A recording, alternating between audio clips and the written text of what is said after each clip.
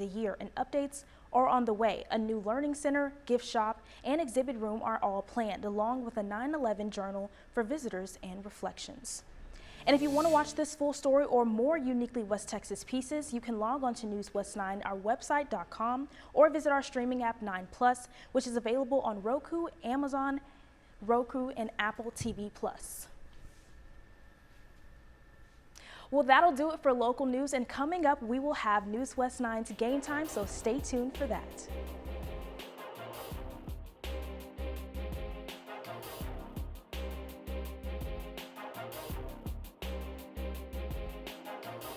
And no coverage like this. Welcome to Game Time West Texas. From Midland and Odessa to Abilene and San Angelo and everything in between. If it happens on the field, you'll see it here. It's Game Time West Texas. Sponsored by Midland College.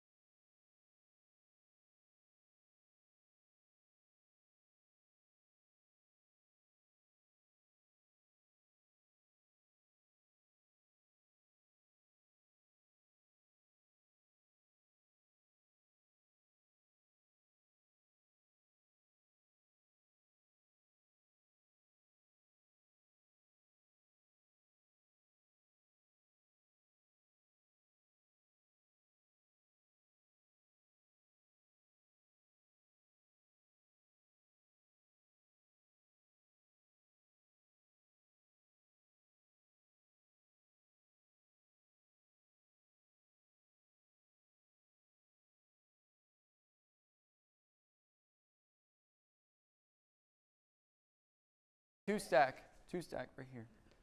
I'm sorry. Yeah. Shift these out of the way. Camera one. Camera one, right here. 1 2, mic check 1 2. Mic check 1 2. Mic.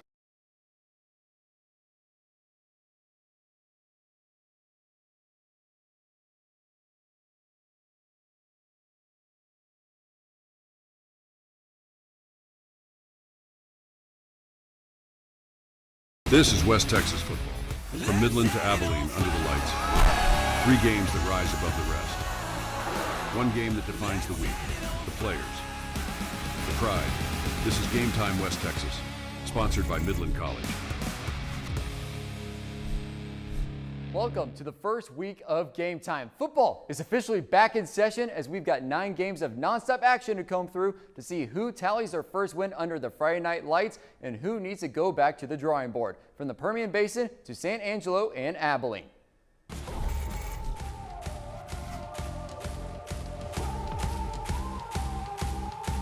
And we begin with Corey McIntyre, who's out at Astound Broadband Stadium with our game of the week between Midland High and South Lake Carroll. Corey? An hour and a half. That's how long it took for this game to get kicked off tonight in Astound Broadband Stadium. We had lightning delays for from 7 to about 8. Around 8, they got the game kicked off, and it started out super fast. So South Lake Carroll got the ball first. It drove down, and Ohio State commit Brock Boyd caught a 37-yard touchdown to put the Dragons up 7-0. And on every Midland offensive drive, it was really just suffocating for the Bulldogs. They knew everything that they were running. They had Midland High's number, and they continued on the defensive side as well.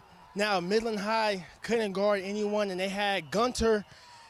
They had a wide receiver number 5 for South Lake Carroll caught a touchdown to take it up to 14-0. Now, Midland High did get a huge interception by Carson Ham in the second quarter, but that wouldn't be enough as they would get another 3 and out, and Carson Phillips would take it all the way to the house for a score. Now, there are highlights from this game, so please stay tuned after game time to see every single highlight I just mentioned in full detail. Ethan? All right, thank you, Corey. Bragging rights on the line in the Howard County Bowl between Forsyth and Coahoma. This was a good game between between these two rivals playing against each other at Big Spring Steer Stadium as we get to the highlights right here. It looks pretty good, pretty great atmosphere happening, but we go to in play. It is currently 54-8. Coahoma taking on Coahoma leading Forsan as that game is still continuing, but we have a swing pass out. He breaks away, stretches the field, gets out of bounds. That sets up Forsan in the red zone. Buffaloes looking pretty good out on the field, but they would be able to convert later. Now we got another throw from the quarterback of Coahoma. He looks to be driving. He heaves it into the end zone. That is a touchdown for the Bulldogs. Great play right there, as we will have more coverage of that as well later on. Heading over to San Angelo Central and Abilene High. San Angelo quarterback number 4, Micaiah Smith. We see the kickoff first. It is a long shot. That opens up the game, and that opens up the season here in San Angelo and West Texas. Great tackle to start the game, but let's get back to the beginning. San Angelo quarterback number 4, Micah Smith, scores first. 6-0 Bobcats. Kick is good. Make that 7-0. A few drives later, defensive lineman number 50, Jaden Starks, strips the ball from the Bobcats and runs it in for a touchdown.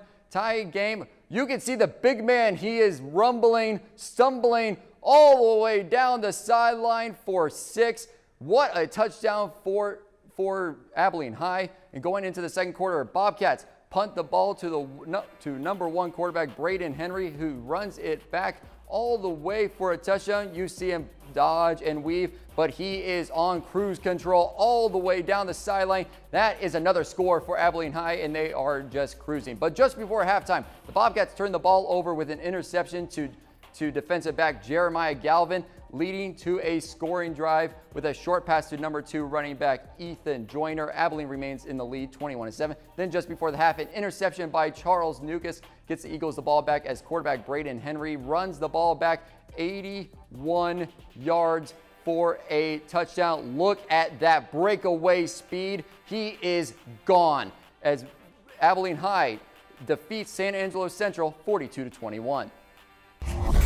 And we head out to Sonora taking on Miles. Sonora, they are playing pretty solid early on the road at Miles, and they jump out in the lead early with an interception. That is a pick 6 right there. What a play by Sonora as they take the lead over Miles. And then we go to the next drive. Sonora, they pounce again. They push it in. 2-point conversion is good. And then you got the tackling done. Whoop, whoop. That is a nice gain right there. Then you get to another completion pass right here. Really solid highlights from Sonora as they are cruising against Miles. And another great drive by Sonora. They keep on going down the field. And then you go to later on in the game, they are cruising on all levels. But that is a pick 6 all the way again for Sonora as they dominate this one 40-0. And after the break, we'll have top plays, but let's take a quick look at a recap of tonight's games.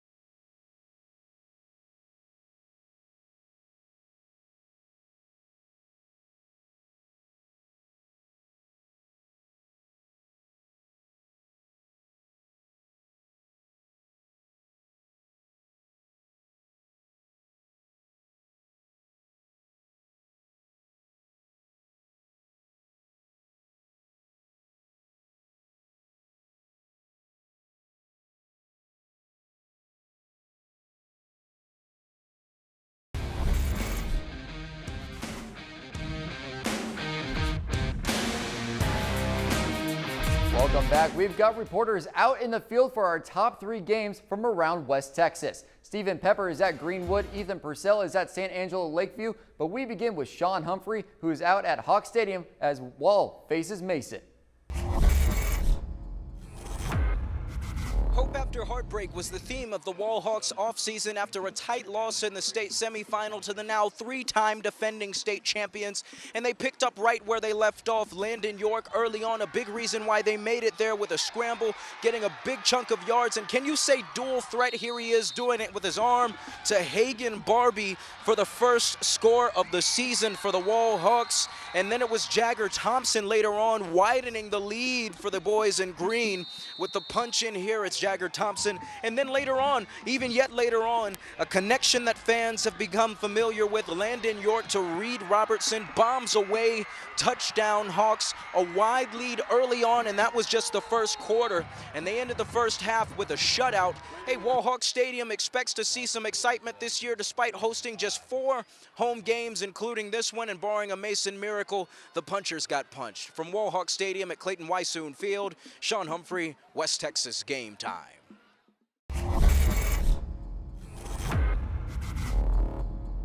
Ethan Purcell here at San Angelo Stadium, where the Lakeview Chiefs are hosting the Fort Stockton Panthers for each team's season opener. Let's check out some highlights. We begin with the Panthers with the ball. Quarterback Jerry Diaz with a precision pass to wide receiver Evan Cordero for a short gain. That momentum would carry on. A short time later, Diaz keeps the ball, running and scoring the Panthers and the game's first touchdown. Touchdown, Fort Stockton. Jerry Diaz on the quarterback keeper. Up next, the Chiefs take possession. Quarterback Austin Perez throwing to number 12 Noah Rios, who would answer the Panthers' touchdown with one for the Chiefs. Touchdown, Lakeview! The Chiefs would attempt the 2-point conversion after that, but the ball was blocked by a Panther defender, leading to a mad dash. Fort Stockton's Diego Luna would go to pick the ball up, but was ultimately tackled by Lakeview's Wyatt Henry. Refs would rule the initial pass as incomplete and a penalty against the Lakeview Chiefs. Later, the Chiefs once again with the ball with a short pass, enough for a first down. Braylon White. At San Angelo Stadium, Ethan Purcell, West Texas Game Time.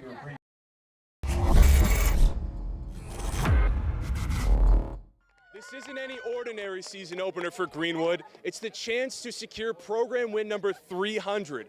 But Childress didn't travel nearly 4 hours to be remembered as the losing squad.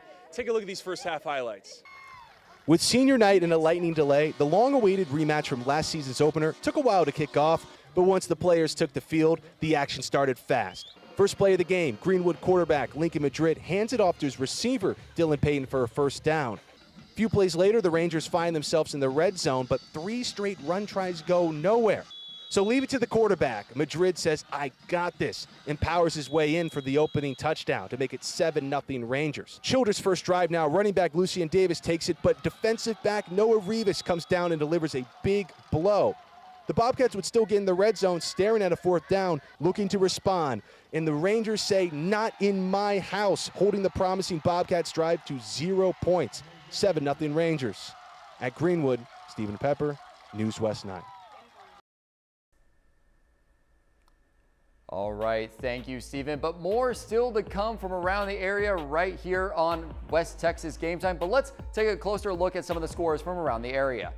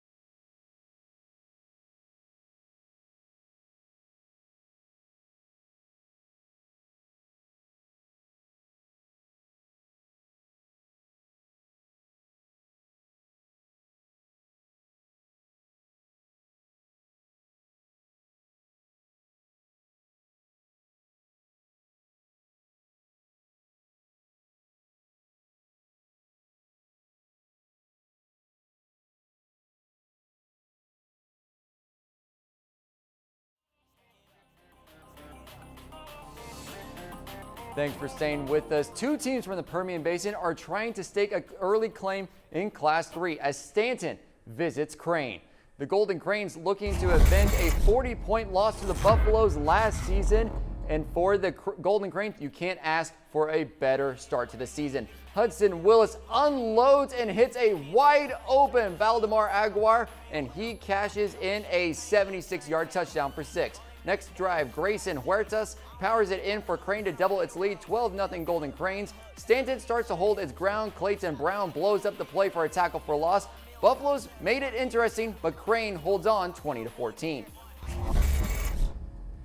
And Midland Christian is in a battle of private versus public against Graham. Steers threatening to score, but Price Louder explodes in the backfield for a tackle for loss. That would force a 4th down, and Graham misses the field goal, keeping this one scoreless until the Mustangs broke it open in the second quarter. Jackson Franco heaves it to Caleb Cruz, streaking down the sideline for 75 yards as Midland Christian continues its battle against Graham.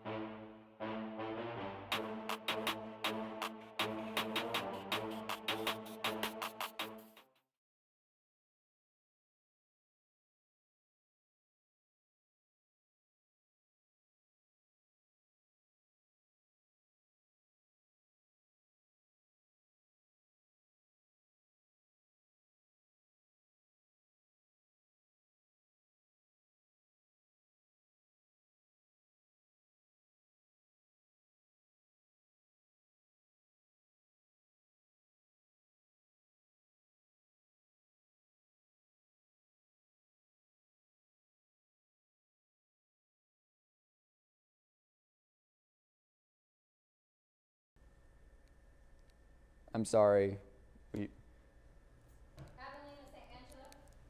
Yeah, it should be, or just say, it should just have it just say Abilene, because I don't know the player, we don't have the player's name. So, yeah, it should be, play number 3 should be a big man touchdown going all the way. It was in the very end of the highlight, or kind of in the middle. Yeah, just put Abilene. Yeah, just Abilene. My bad.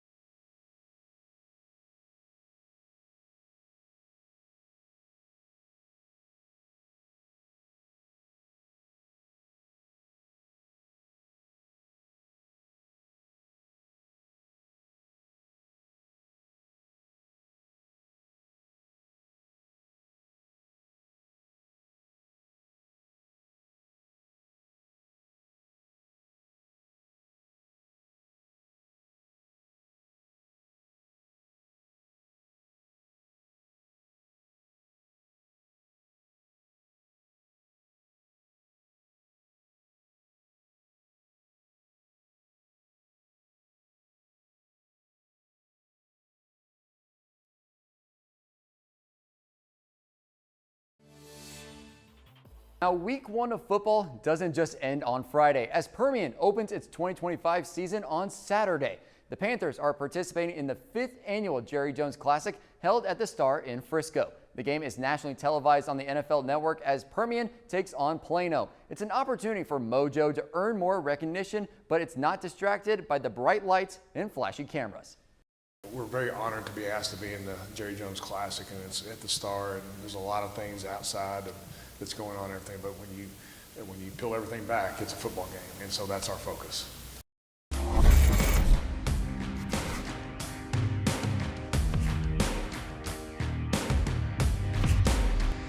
And we got a lot of great looks at a lot of those athletes, but we couldn't actually. Top plays is happening right now. A lot of top plays around the area with a lot of great action in week 1. So let's take a look at some of those top plays that occurred. We start with Midland Christian. Franco to Caleb Cruz, streaking down the sideline 75 yards. What a play to make your first touchdown of the season for Midland Christian. Let's look at play number 2. It is Crane against Stanton, and that is Baltimore Aguiar. He spins another top play, 76 yards to open up the season as well for Crane in that win against Stanton. And for play number 3, we take it to the Abilene game, taking on San Angelo Central. That big man touchdown was special. It's great to see those athletes compete, and we'll have a poll on our website, newswest9.com, that you can vote on. And we got a great look at a lot of those athletes, but we couldn't make it out to every game. So if you have a nominee for our Player of the Week, let us know at newswest9 as we'll reveal our Player of the Week on Wednesday. And that completes the first week of Game Time for the 2025 high school football season. I hope you'll continue to follow along with us the rest of the season as we bring you coverage of your teams around West Texas. Have a great night. We'll see you next week.